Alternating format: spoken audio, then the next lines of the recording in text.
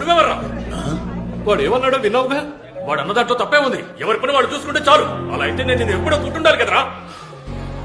నాన్న వద్దు నాన్న. అయినా నా కొడుకుని కొట్టే హక్కు నీకెక్కడుందిరా? నీ గురించి ఆలోచించి ఆలోచించి నాన్న త్వరగా వెళ్ళిపోయారు తెలుసా. ఆ తర్వాత నాన్న పెట్టుకున్న షాప్ నేనే నీకు ఇచ్చాను. దాంతోనే నువ్వు బతుకుతున్నావు.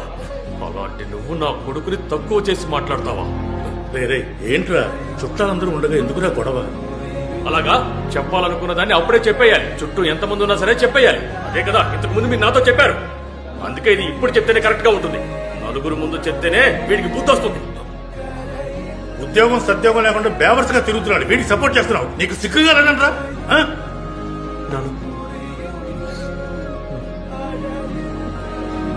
ఇప్పుడు నీ వయసు ఎంత? నీ వయసు ఎంతో చెప్పరా? 26. వీడి వయసులో మీరేం చేస్తుండేవారు? ఏమీ చేసేవారు కాదు. సిగ్గు గురించి మాట్లాడారు కదా.